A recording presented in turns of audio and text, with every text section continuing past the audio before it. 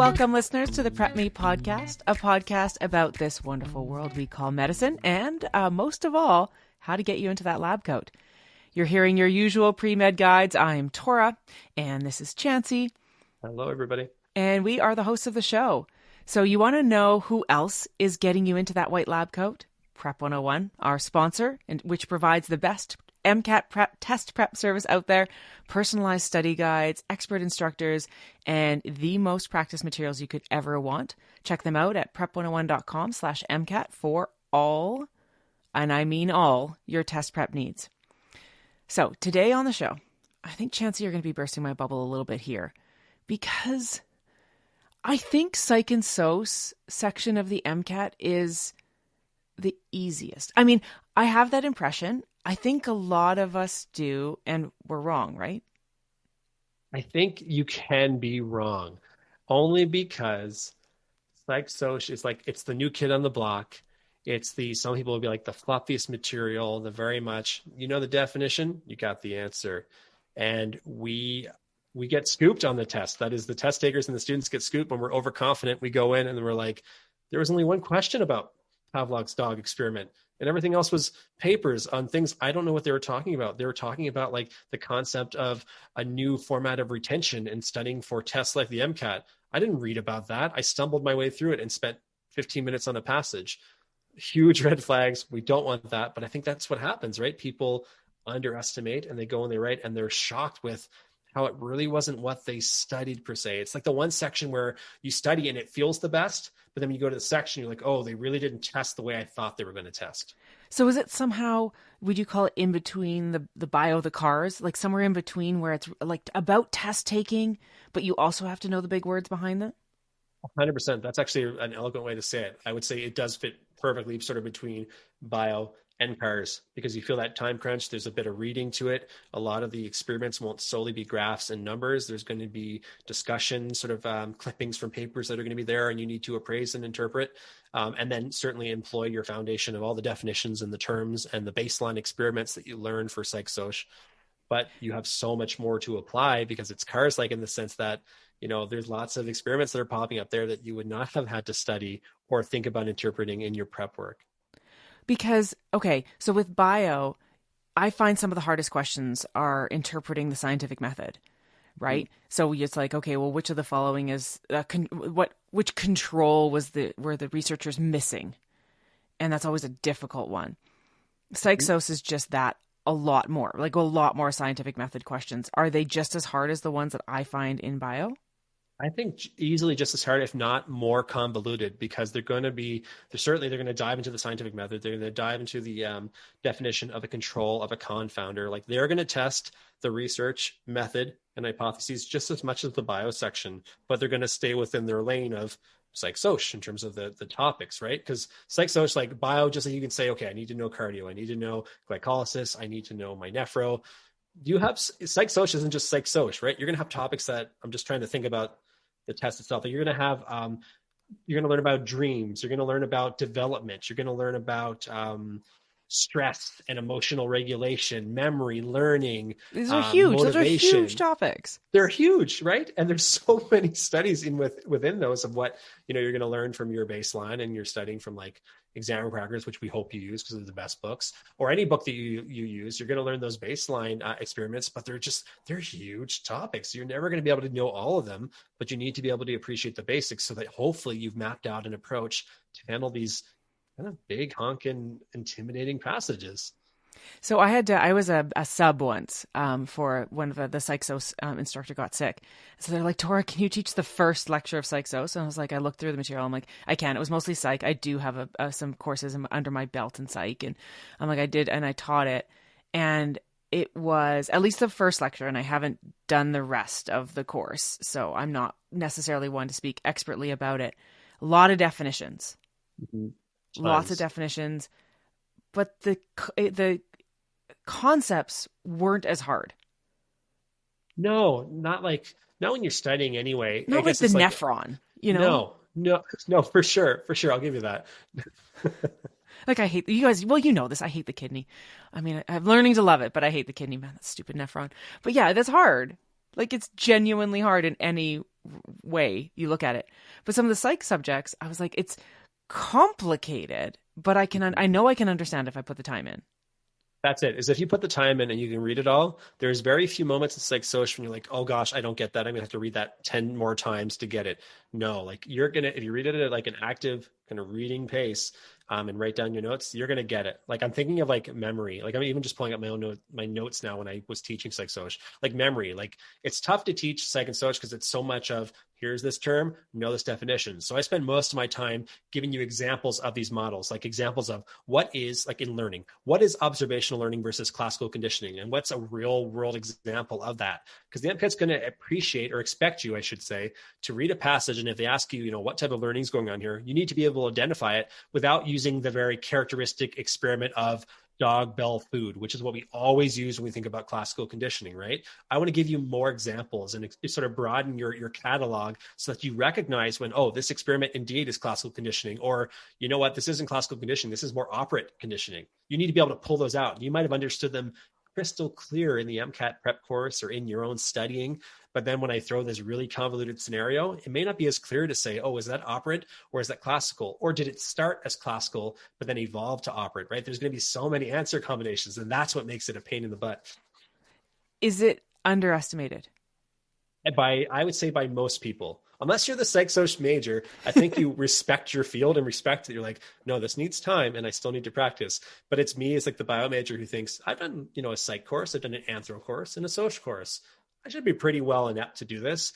Wrote the new section. I was like, okay, not quite inept, not quite as innate as I want it to be. So I still needed to practice it, just like cars, in terms of like the style of questioning and the way they would pull information from me, because it's not as expected. Well, so that's my next question actually, is that did you study more like cars or did you study more like bio? I don't think I could say I studied more like cars in terms of the strategies, because it's such a unique, as you know, as the master, cars is so unique in terms of how we break down passages and break down the author, the idea, and they sort of predict the questions to come. With like Soch, I found that like I studied like bio because there's just a lot of memorization in terms of the baseline experiments, the baseline definitions, the progression through development memory, all the topics. But I still needed to practice so many psych sections just to see how they would test me. I think the way they test you in bio is a bit more predictable than the way they test you in the psych Soch. Yeah, it's so But once you put bio the is time so in, predictable. you get it. Like if you put the time in, like to any section, psych social in particular, you get it. I just didn't think I'd have to put that time in. I thought it would be very study this. Oh, there's the answer. Study that. Oh, that's clearly the answer. And it wasn't as direct of a tether that I appreciated it to be. Was psych soc your weakest science? Like the first time you took the exam? I know cars was always your your outlier. Hey, this is not the forum for that. Yeah, folks. Cars wasn't great. Hey, you know what? Cars got good. Yeah, I know, because you just have cars. have to practice. But you know what? I think for all of my full length score, I think it was usually a tie sort of between chem, physics, and psych soc. But it started with psych soc being the weakest of the sciences, and from the very things we just talked about, it was my underestimation and what I need to put in for study time and practice time that bumped it back up and put it on par with like a 127, 128, we'll say, compared to the chem and the physics. But it wasn't as like quick. Like I think I alarmed myself by being like, what the heck? Why are you doing so poorly at psych soc? What's the disconnect here? And I think it was a combination of like the language, and I keep using the word convoluted because it's basic studying items and studying terms and knowledge, but it's so convoluted the way they have question stems to, the question stems I always joke about like, which of the following is least likely to be false? It's the wording around it that gets you. So that is certainly prevalent in psych and social. And when the first three lines of the question stem, if you deleted them, it wouldn't change the question Not at all. And you get so lost in trying to decipher the first little chunk of information that they give you that you don't realize until you start reading the answers that it was irrelevant. Mm-hmm. It's like cars that way for psych soc. They have these big stems and they talk about, like, they recap the whole experiment, and you think your question is going to be summarize the experiment. And they start by saying, in this experiment, so-and-so proved that this, and the summary was that. You're like, oh shoot, what's the question then? You just gave me all the information. And then they get to the question afterwards, which is a bit more tricky. So in terms of studying for it, okay, so do you write out your definitions, you do your practice, you've taught now for Prep 101, And again, reminder that, of course, Prep 101 is our sponsor, and we have worked for them in the past and sometimes still do. But we're not biased in that way. Do you think that the Psych-Soc section of Prep 101 is comprehensive enough for the exam? I'm really putting Prep 101 on the spot here, but look, they don't really listen to us. They just... No, 100%. Because you have to think of like this too. I've had the unique platform that I was teaching the material, but then also studying it at the same time. Because when I wrote the MCAT, the last one was the new MCAT, right? It was the beast, the 2015 beast of an MCAT. So I had not written a Psych-Soc in a real full-length exam other than the practices that we do as instructors, right? So I was teaching and I was studying and I was using Prep 101 materials. So I'm biased that way, but I loved it. Like I felt so much more confident being able to, like, I was teaching it, I was studying it before I taught it. So it clicked, right? I think one of Prep 101's strongest classroom companions, right?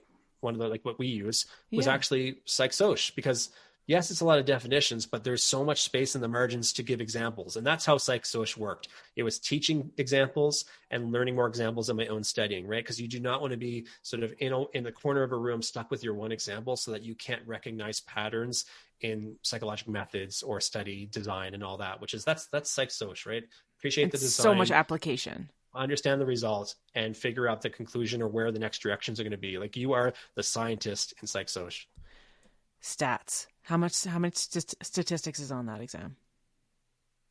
I wouldn't say there's much more than bio, but I've also written some Psych-Socials where I thought of, this is a lot of stats. Like I don't think I've written a version that just had this much. So you certainly see some degree of like a little bit more tilted with some, statistically heavy analysis versus less, but you're going to see a lot of the same basics as it relates to like even bio. Like you're going to get your basic chi-squares, your Kaplan-Meiers. You're going to get understanding your standard error of the means. Like those still pop up. You're still going to have to understand. I don't really understand any of those. No, I know a chi-squared because I'm a geneticist. What's the second one you said? What is that? Kaplan-Meier curve. It's like a mortality curve or a negative effective curve that over time, if someone's exposed to a certain thing, how does it negatively impact them? The most like a death curve? Being death. Yeah, exactly. The most ultimate example is like a death curve. Like over time, how many people, die off to a certain condition or medical disease, et cetera, et cetera. Yeah. I've never heard it called that. Okay. Yeah. Okay. Yeah. And so stats is in a way like organic chemistry is to the organic chemistry section or the chem section and bio. Is it some tests you'll see a lot of organic chemistry and it's hard? Some tests maybe not as much. Is it kind of the same as stats? There's not some predictable, it's 10% of the exam or 5% of that section or whatever. It kind of varies. Yeah, I think so. And if you have to put numbers on it, it's probably like 5 to 15%, or I'd say that's my guesstimate. I don't know for sure, but I certainly remember I probably did 20 to 30 Psych-Soc sections in my prep for the MCAT. And of the 20 to 30, I would say it was on the lighter side than the heavier side of stats. But then my real length MCAT, I remember it was more stats heavy. So it just goes to show you can't really predict it, but prepare for it. Good courses and good study materials are going to walk you through the basics to MCAT stats and math. And you shouldn't brush it off. You shouldn't think like, oh, I've heard it's basic. I heard I don't even need a calculator. I'll be fine. No, if you haven't done stats or it's been a little bit of time, you need to review that because it's just easy points, right? Now, when it comes to so we've got Psych-Soc. What courses in university does it cover? Is it your typical first year, one single psych course, first one course of SOS? Mm-hmm. Or more? I'd say so. I'd say it's that, and you probably still have a bit of overkill by doing the full year of psych. It's really like in many universities, and I haven't attended all of them because that would be impossible. But thinking back to like my intro psych, the first semester and then probably my first or only semester of sociology was a good sort of level of baseline. There's still more specific details that even on the MCAT that come up that you didn't learn in class. And then on the other side, there's many, many other topics that you learn in class that will never pop up on the MCAT because there's just no time. Or at least like when you think about the AMC and the way they organize the section of Psych-Soc, they've got pretty clear objectives, which is kind of nice. It's not like I mean, bio has it, but there's so much more biomaterial. It's a bit more of a gamble. With psych soc, it's so predictable what you're going to see. Like you will always have language and cognition. You will always have something on memory. You will always have something on society and culture, or like social inequalities. Like they're always on there. So you feel a bit more confident going into the section if you put your time in those areas. Rather, like in bio, you and I know, like you could study immunology because it was the hardest part for you, and then not see immunology on your MCAT. Be like, oh, what a bummer! I worked so hard on that and it didn't even pop up. Okay. Okay. That's Yeah. good. Okay. So predictable in a way. Mm-hmm. First year course. Did I ever tell you? I don't think I've told you this. I think one of the reasons why I think historically I've underestimated psych and soc, and I'm going to stop doing that, is because, so my first year, my first year wasn't particularly stellar as a Yeah. student. Echo that. Yeah, yeah, not so good. And I went to my first psych class, and the prof said it was really boring, but he said, "Oh, if you do better on the final than you do on your midterms, I'll take that final mark as your total grade." Mm-hmm. I was like, "Yeah, see ya." I did not go to class, zero, didn't write any midterms, didn't know anything that was done. And I went and I was like, "Oh, I guess I have a final." And I sat the final without having a textbook, nothing. I got an A. I'm so stressed hearing this. I'm so stressed hearing this. I hate you so much for that. I'm stressed hearing it, and I hate you. No, because back in the day, we had to actually check our grades on paper. Like your unofficial grades were like a paper thing posted to your prof's door. Yeah. And I went there and I found my ID and I like lined across my finger and it was like A. And I was like, no, that can't be it. And I closed the paper. Then I walked away. I was like, oh, I must have the wrong room. Like that clearly, I clearly could not have cold called an A.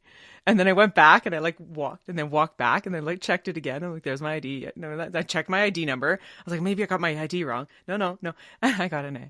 So And anyways, folks, this is another episode of how Torah broke the academic system. yeah, exactly. And then the rest of my academic career, I studied my absolute butt off. But anyways, for every other A, I had to earn. But that was a hilarious one. So I feel like that is why I've looked at psych and soc. And I did do like a psych class in high school, so I think that kind of primed me to just have that foundation. Well, obviously something stuck. You remembered some aspect, or you're just exceptionally good at multiple choice if that was your exam, Yeah, it or was all you're very multiple good choice. at common sense, a I don't combo. know.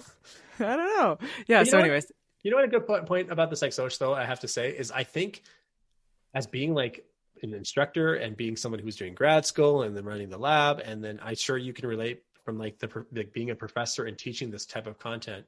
Studying psych soc was actually kind of refreshing because it was interesting. I thought it was kind of sort of fun, neat. right? I liked the manipulation of like people in experiments. I like the interpretation of how we grow and develop, and how like you really find your opinion in the matter as to like how you think like nature versus nurture, and the value of observational learning versus like something like classical conditioning that we talked about earlier, how they like sway depending on who you are and how you're raised and the experiences you have. Like it's super refreshing as someone who just spent like hours and hours doing bio or hours and hours practicing cars to come and just read psych and be like, yeah, it comes easy, it makes sense, and that's an interesting experiment. So I think that was nice. Do you remember more from psych than you do, say, the biochemistry, like the enzyme kinetics, because it resonated?